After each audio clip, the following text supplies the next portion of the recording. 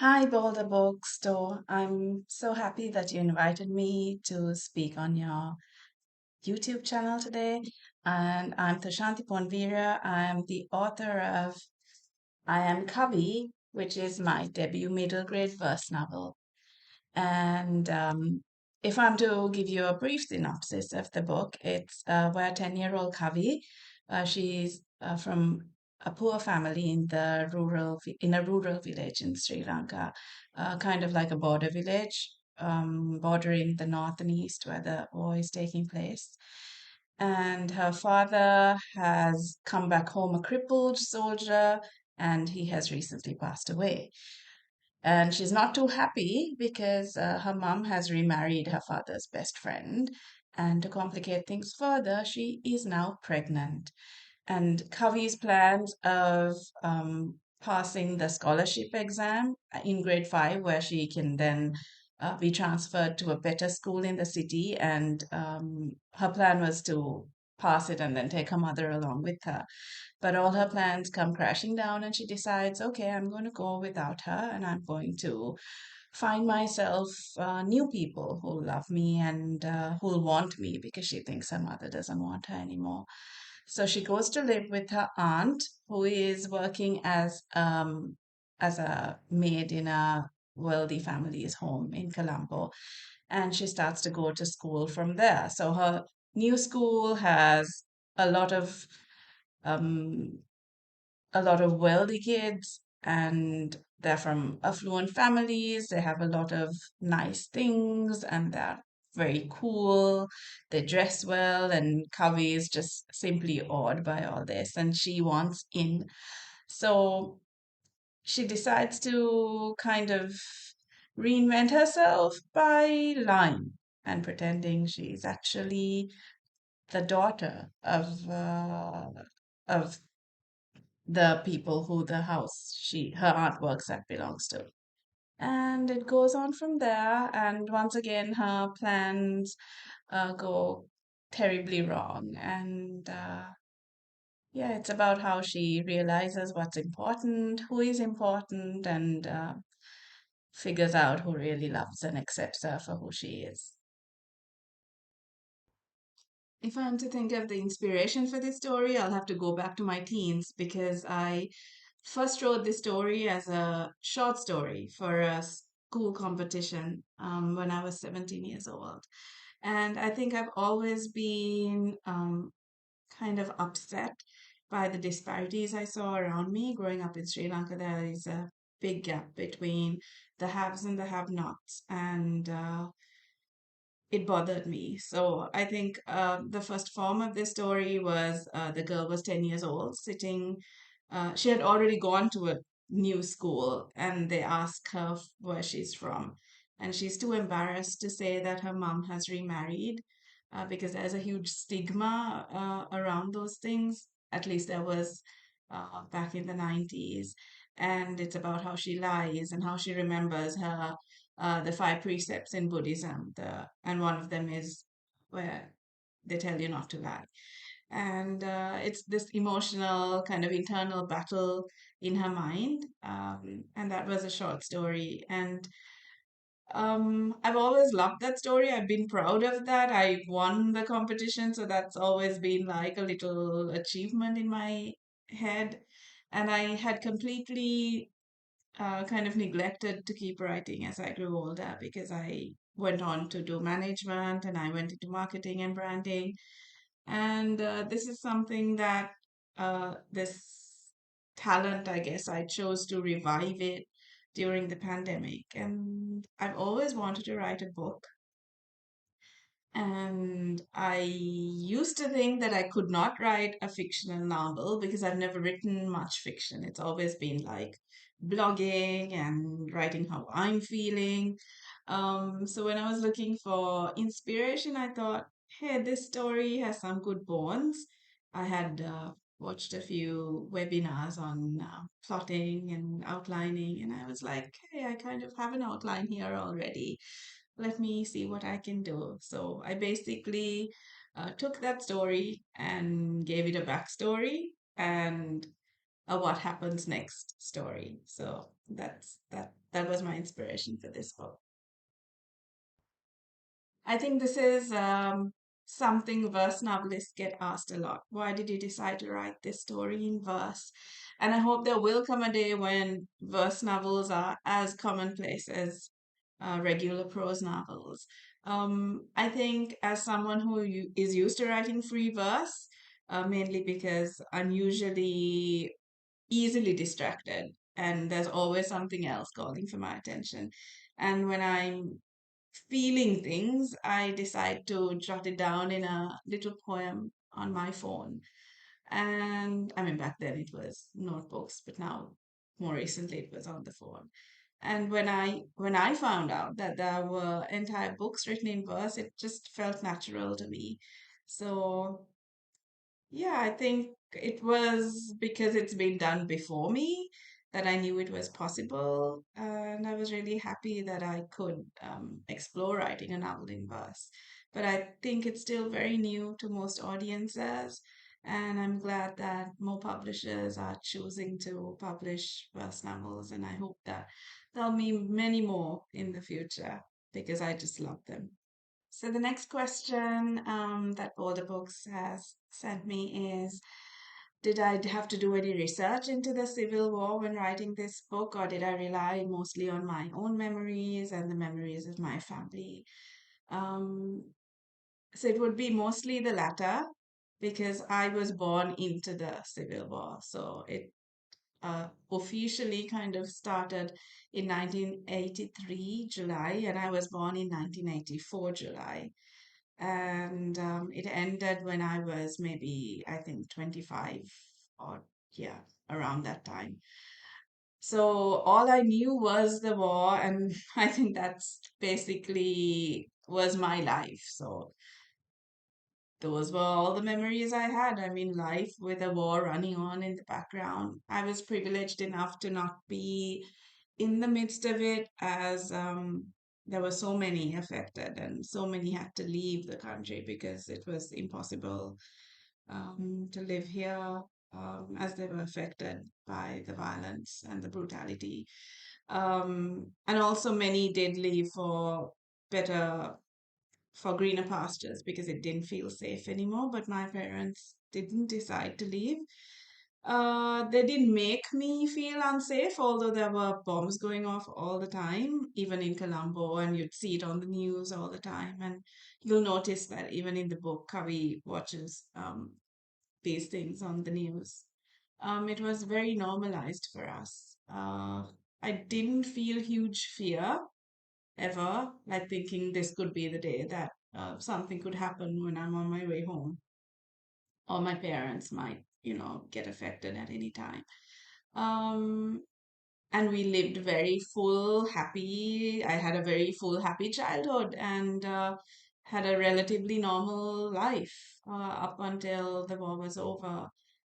And that is why I wanted to highlight that in this story because I think there are lots of important, necessary, amazing books written uh, from the viewpoint of people who were in the middle of it. And these are absolutely necessary also to read if you want a full picture of what happened. But I relied on my own memories to write this book, and that was of a girl who was in it but also out of it. Um, and it doesn't center the war. It doesn't center trauma. I hope it centers joy and happiness and excitement that any normal twin would go through. So I did rely mostly on my own memory, especially the part where she's in the city. And then for the facts, I did have to go back and do a lot of research because I wanted to make sure things were accurate. And especially for the author's note, yeah, I feel like I learned more about the war as an adult than I did as a kid because we were kind of shielded from it and it wasn't taught to us in school. So, mostly memories and then research to back up things, to back up my memories, I guess, just to confirm everything. So my writing process is not the usual. I'm not a write everyday person. I did luckily start this book during NaNoWriMo, which wasn't, I mean, Sri Lanka, it's not a thing in Sri Lanka, but I was on Twitter a lot at the time, uh, kind of doing what other writers were doing and learning by kind of following what others were doing. So this was really hyped up. So I decided why not? I mean, we're in lockdown curfew. There's nothing to do. My husband was home because he's a pilot, but he wasn't flying during the pandemic. So he was there with the kids. And I decided to write 500 words a day. Sometimes it was 300. And I did this for like 3 weeks of November and I didn't continue. And usually I would give up because I'd be like, oh, I tried, but as usual, I didn't finish it, and that means I'm never going to do it. But somehow I was in some really great writing groups. So it was very inspiring to see how others were writing and like keeping at it, even though none of us were agented at the time, I think. Um, so I kind of finished a draft in about 3 months somehow. And my writing process was basically trying to get this draft ready to enter whatever mentorship contest was coming up next. So if there was something coming up in January, then I'd sit down and quickly write like the ending, or if I didn't get selected and there was something coming up the month later, I'd then sit through and kind of revise or get beta readers. So it was like there always had to be some sort of carrot dangling in front of me. Uh, and now November is coming up, and I think I'll be ready to kind of really draft my next verse novel, which I've started and I'm excited about. But yeah, my writing process is very inconsistent. So to all you inconsistent writers out there, don't worry. What's important is that you write a good book and you're happy with it, and it doesn't matter if it takes 3 months or 1 year or 3 years. And even if you want to make a career out of it, you can still have your hands in like a few things. Like I write picture books, so that helps me when I'm going through like a block in writing longer books. So I will draft a picture book, or I'll revise a picture book, or I'll kind of soak in what I'm going through at the time to file it for later. I'm sure everything will turn up in a book at some point. So I don't think there's time wasted as a writer, and it's up to you, basically. So yeah, that's a bit about my writing process. I've been moving countries. I was in Sri Lanka all my life, and we recently moved to Qatar. So that's where I am now, and we moved last month. So I haven't had too much time, unfortunately, to read all the amazing novels that are coming out, especially from the other debuts in my MG group. So many good books. But two recent novels I read recently, middle grade ones that I loved was Kate Albus's Nothing Else But Miracles, which is a historical fiction set during World War II. It's really lovely. I think no one does historical fiction better than Kate Albus, and I can't wait to read her future books. And the other book that really that I found really engrossing and very heartfelt was Coyote Queen by Jessica Vitalis. Um, and I think that had a lot of themes that I enjoy writing and reading about. So, class distinctions and struggles and hope, most of all for kids who aren't privileged. Um, yeah, so those are two books that I really enjoyed recently. Is there something else I want you to know about this book? Is that although this is one of the few, or maybe the only verse novel be uh, to be published in the American market that's set in Sri Lanka, I want you to know that this in no way is a total representation of what it's like to be Sri Lankan. It's only a part of it, and there are so many amazing books set in Sri Lanka that I hope it will encourage you to read and find out about. I hope it will make you realize that there are people and places around the world that aren't even on your radar. But as a Sri Lankan, I grew up. reading and watching mostly American and British stories and media. And I feel like now it's our time to be seen as well, and not only just to be here looking out at what's happening and reading about other kids. I think it's now the time of countries not always in the limelight to be seen. And I hope it will make you interested and curious to find out more. So, this is the part where I read to you from the book. And I must say that I'm very attached to this person right here. I feel like Kavi took on a life of her own, and I'm very proud of who she became from the start to the end. And I've put everything into this book. I've revised it and drafted it with so much care and love that I feel like I like almost every part of uh, this story.